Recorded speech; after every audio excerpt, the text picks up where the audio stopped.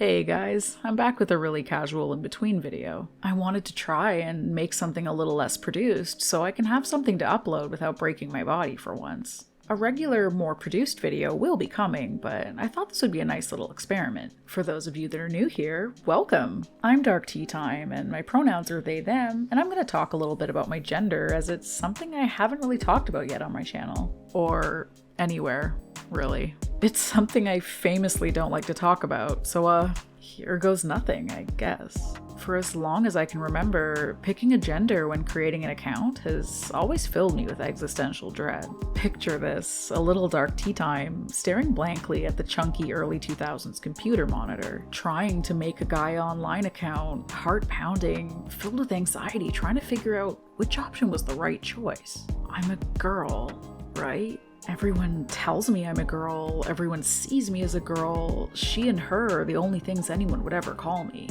I had never heard of trans people, never met a trans person even. I was a little baby millennial on the early internet, browsing the internet on my shared family computer in the living room, where these discussions weren't privy to me. They weren't as public as they are now. Not a single adult I knew ever talked about it around me. Social media, as we know it today, hadn't really become a thing yet. And yet, without any knowledge of any of these concepts, here I was having my little weekly gender crisis, one I would forget about as soon as I finally made a choice and made my damn account. I had this thing I did too, where I'd meet people online and sometimes just tell them I was a guy. I would casually mention it to my friends when it came up in conversation, and they'd try to make me feel bad about it, telling me it wasn't okay to lie or trick people. But these reactions always left me totally confused. I truly, in my heart, did not believe I was lying. I still don't. I wasn't out here tricking people, I was just being honest with how I felt about myself in that moment. Why can't I tell people I'm a guy?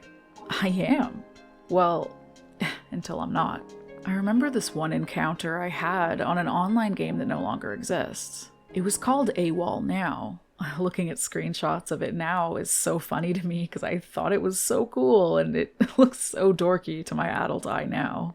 But I made some online friends on there, one of them being gay. He and I created this sort of kinship pretty fast, and he asked me to be his boyfriend after a few weeks. I was playing a guy as always, but I told him that wouldn't be fair to him since I was quote-unquote actually a girl. But inside, I was hurting because some part of me wanted to say yes, and I felt like a guy at the time.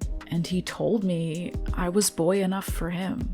He didn't mind, he just really wanted to call me his. But those conversations with my friends telling me it was cruel to trick people and lie about my gender made me say no.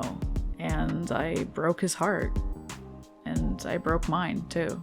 And I felt terrible. We remained friends until the game was shut down suddenly, and then we lost contact. But this interaction really got the cogs going in my brain about gender. If I felt like a guy, and I was enough of a guy for someone who's gay to be interested in dating me, it didn't line up with the very rigid, binary things we all grew up being told. I filed it away in the back of my brain, not knowing what to do with that info, and it made me sad to think about, if I'm honest. It's funny to think my friends were surprised by this behavior when I think back, because I'm the same kid who fought for the role of the prince in my grade school play. I was very vocal about wanting the role, and I was outperforming the other boys, and the teachers kind of just looked at each other, shrugged, and said, why not? And they let me do it. I had so much fun being the gallant, handsome guy who got to save the girl and be a hero. But it was more than just the role, it wasn't the specifics of the character, not really. I just felt very me being the prince. After all my favorite characters and all my favorite shows and games were boys. And every time I played pretend with my friends or family, I made up a boy to play as. And let me be clear, this was not out of a disdain for girls or women or femininity or anything. I still felt a strong alignment to femininity and girlhood, and I still do. But playing the boy role, it was just what I always gravitated towards. I think for me, since I had to be a girl all the time, I felt relief when I could represent the other parts of me, the parts no one knew about. The part I didn't know how to talk about. It was never really clear-cut for me, because at the same time, I was unapologetic about being a girl. I liked it. Loved it, even. I wanted to take my place with the girls at school just as much as I wanted to play with the boys at recess. I wanted to play horses too, but they would tell me I was too boyish to join in and thought I was weird for asking if I could play as a bat. I'd ask the boys and they'd tell me to go play with the girls. Eventually, I found witch kids who would let me play with horses, trucks, dinosaurs, and Barbies with no judgment. But it was still difficult to always be regarded as not girl enough, but not boy enough either. My body started developing earlier than everyone else, and I was excited and scared at the same time. I was excited to become a woman, and at the same time, terrified of it. I think it's really common for girls and assigned female at birth folks to feel this way, so I'm not gonna say it was harder for me than anyone else, but I did have an underlying sense of now I can't get out of being a girl sometimes. Like I was being locked into one experience.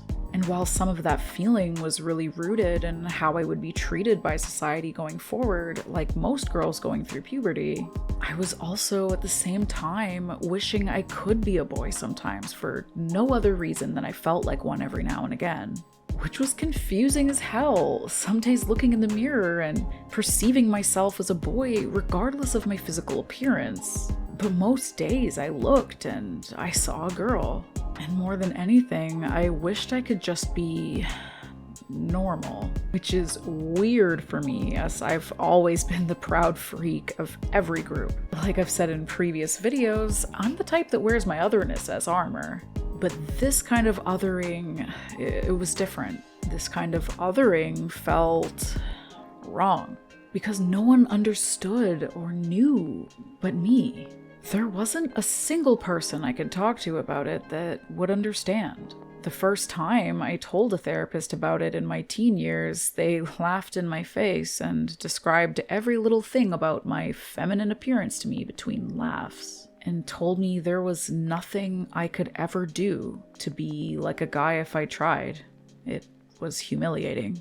The older I got, the more I developed a sort of reverence for rock stars that were unapologetically androgynous and could fit in both camps or even neither. Especially the ones that would sometimes look like a goddess and other times like a king. And the playful androgyny of guys in K-pop bands? Sign me the fuck up. I get so much gender envy looking at them. I would study their looks, the rock stars mostly, and try to approximate it on myself in my own way.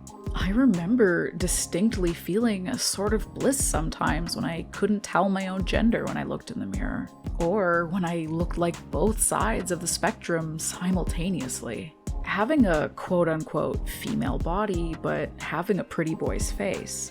I now know this feeling as gender euphoria. I was unashamed of my weird, gothic outcast of a self. I've never cared about what others think of how I dress, my opinions, or my strangeness. But at the same time, I felt this sort of burden to never tell anyone about this unique dichotomy I was always experiencing. It felt stupid. I didn't want to talk about it. Everyone talked about gender and sex as if it was this set in stone thing, and so I felt dumb. Why was I sometimes convinced I was something I wasn't, I thought. People have always praised me for my intelligence, if nothing else, and if anyone knew that I had these feelings, they would know that I'm sometimes an idiot.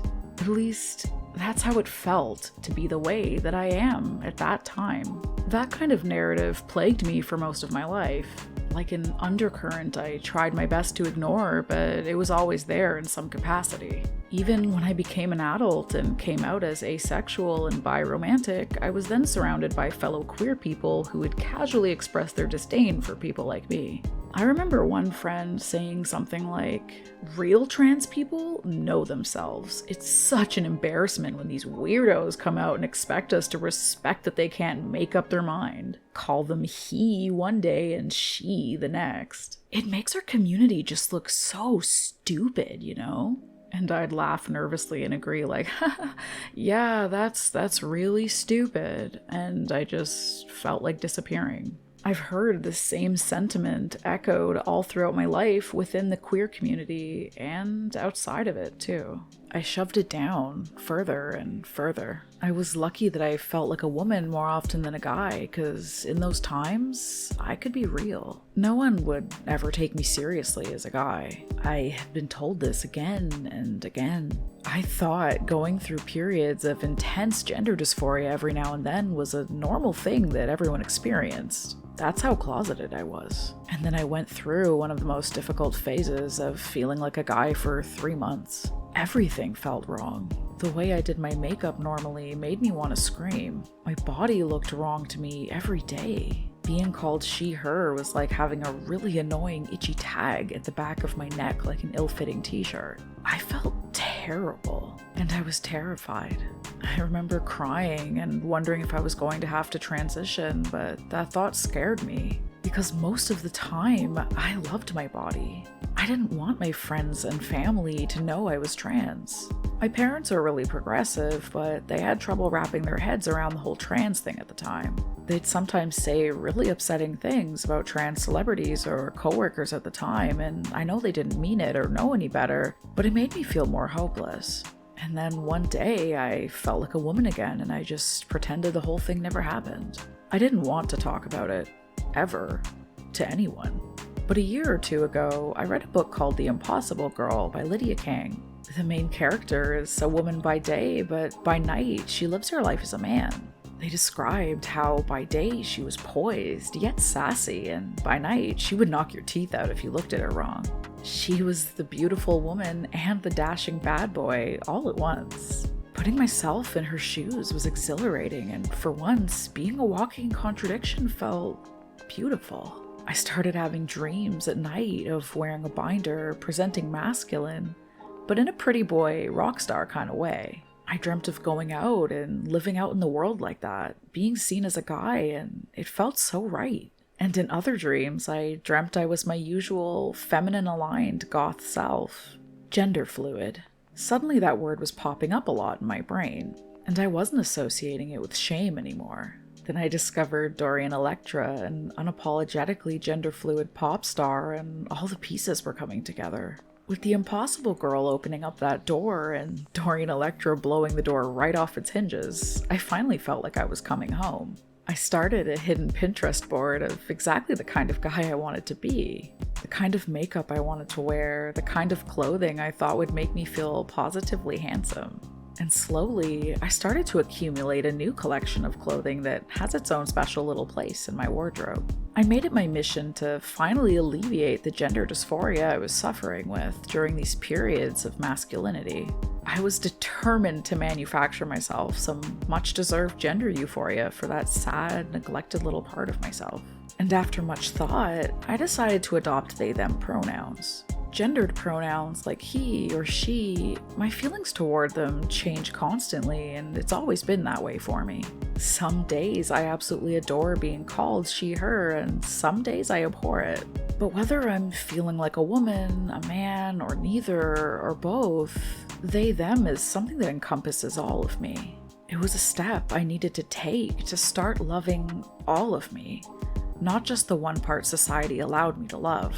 It's still a struggle some days, and the people in my life are still trying to adjust to my new pronouns. I get misgendered a lot by my loved ones on accident, and sometimes purposely by small-minded strangers who want to belittle me. And a lot of the time, because of my chronic illness, I don't feel well enough to wear anything other than spooky loungewear. But one thing is for sure, I feel so much more at home in myself and my body. Whether I'm feeling masculine or feminine or something in between, I love myself. My dysphoria these days is less around my body and more around how people perceive and address my body when I'm out in the world. And I'm learning to embrace that before I am anything else, I am me. I don't need to try and analyze how I'm feeling in my gender and in my body every day. I can just exist, and when I sit down to do my makeup, I can just go with the flow, see what makes me feel good that day. I can dress in whatever feels validating to me in that moment, and I can move on with my day. The way I see things now, regardless of if I'm feeling masculinity or femininity or neither that day, I simply am gender fluid. I have 2 photos of myself, one from when I felt gender euphoria feeling feminine, and one from when I felt euphoria when masculine. If I'm ever dysphoric and too ill to dress any which way, I like to flip back and forth between those 2 images. And now I finally know the feeling of gender fluid joy. Thanks so much for watching. If you watched it all the way from start to finish, you're a real one. Let me know if you like this more casual format. Maybe I can make one like this every now and then instead of my usual style of content. It certainly is nice to not destroy myself to create a video. My channel isn't monetized yet, so if you want to support the channel, please subscribe, like, and comment down below. And if you want to go above and beyond, you can leave a tip for me over at coffee.com/DarkTeaTime. But no pressure. We believe in free choice around here. Alright, DarkTeaTime out, and I'll see you in the next one. Peace.